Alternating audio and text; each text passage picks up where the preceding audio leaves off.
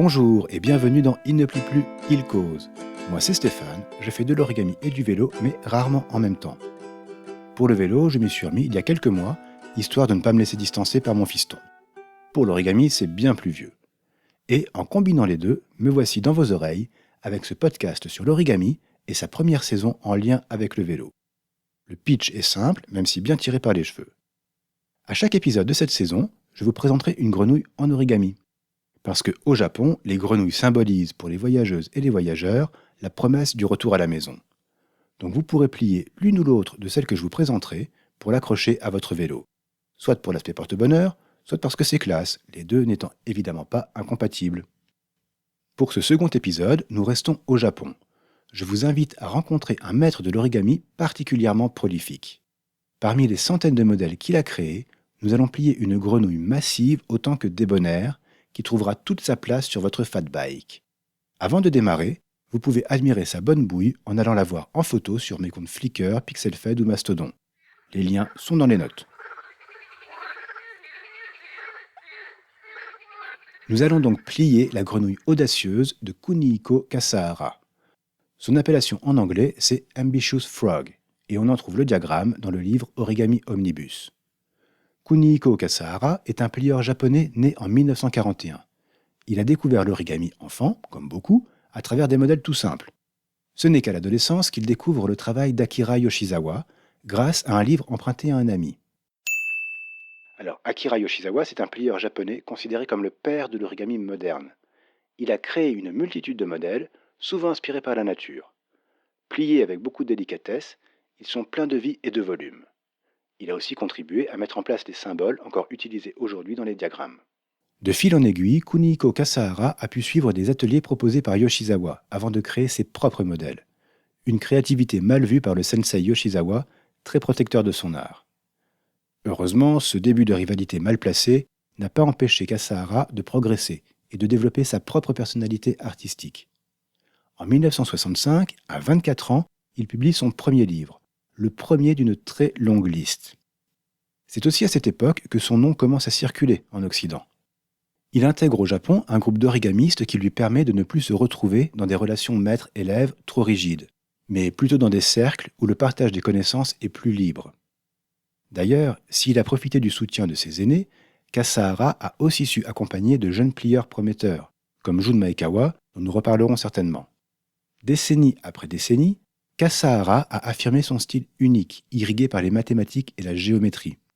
Cette précision et cette rigueur ne se sentent pas quand on plie ces modèles. On suit sans peine des séquences claires avec la promesse d'un résultat garanti.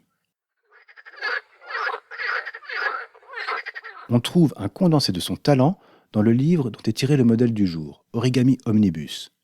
Publié à la fin des années 80, c'est un pavé de près de 400 pages, un livre somme conçu par Kasahara comme un condensé de ses travaux des 25 précédentes années.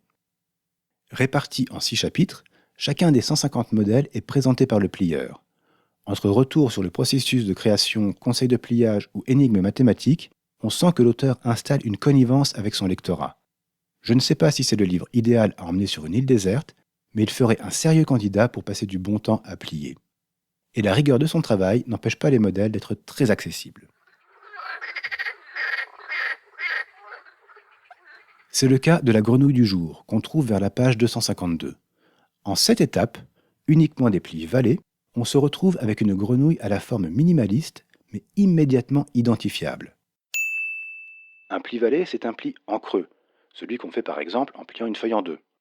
Si on retourne cette feuille, le pli maintenant en relief devient par opposition un pli montagne. Avec une grande bouche, des petits yeux et des pattes subtilement suggérées, c'est une épure de grenouille. Et j'ai beau avoir le bouquin à la maison, je ne l'avais jamais plié. Mais je suis bien content de la découvrir, ici et maintenant, parce que c'est un modèle plein de personnalité. En plus, pas la peine de chercher un papier précieux. Un petit carré bicolore fera très bien le job. J'ai utilisé un carré de 7,5 cm de côté. C'est du papier origami, bicolore, avec un côté vert foncé et l'autre vert clair. Parce que oui, elle a beau être simple, elle profite d'un changement de couleur pour ses yeux. Vous la plierez en quelques minutes et je suis certain que vous ne vous arrêterez pas là. Vous pourrez vous amuser à en aligner plusieurs en une farandole infinie. Et puis je dois dire qu'elle me fait penser à la grenouille de la fable de La Fontaine, celle qui voulait se faire plus grosse que le bœuf. C'est pour ça qu'en voyant les grosses roues d'un fat bike, je me dis qu'elle serait très raccord avec cette monture. Maintenant, pour ce qui est de l'accrocher, ça risque d'être compliqué, vu sa finesse. Vous pouvez essayer de la fixer au tube de direction avec un bout de double face. L'avantage, c'est que si vous la perdez, elle sera très facile à refaire. Ah, par contre, j'ai pas trouvé de vidéo qui montre comment la plier, mais a priori, vous devriez y arriver sans.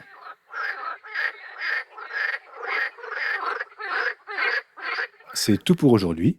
Merci de m'avoir écouté. N'hésitez pas à parler de ce podcast aux plieuses et plieurs et cyclistes autour de vous. Et ne vous embêtez pas à me mettre des étoiles ici ou ailleurs, je suis parfaitement capable de les plier tout seul. Je remercie très fort Sophie, qui m'autorise à utiliser sa reprise des petits papiers pour mon générique, et je vous encourage à écouter ce qu'elle fait sur sa chaîne YouTube. Vous trouverez bien sûr les liens qu'il faut dans les notes du podcast. Pour m'écouter, Il ne plie plus, il cause est hébergé chez Vodio, ce qui veut dire qu'il est disponible à peu près partout où vous écoutez des podcasts. C'est ça la magie du RSS. Venez me retrouver sur Mastodon si vous avez envie d'échanger autour de l'origami ou du vélo, ou pour me montrer des photos de vos grenouilles. À bientôt!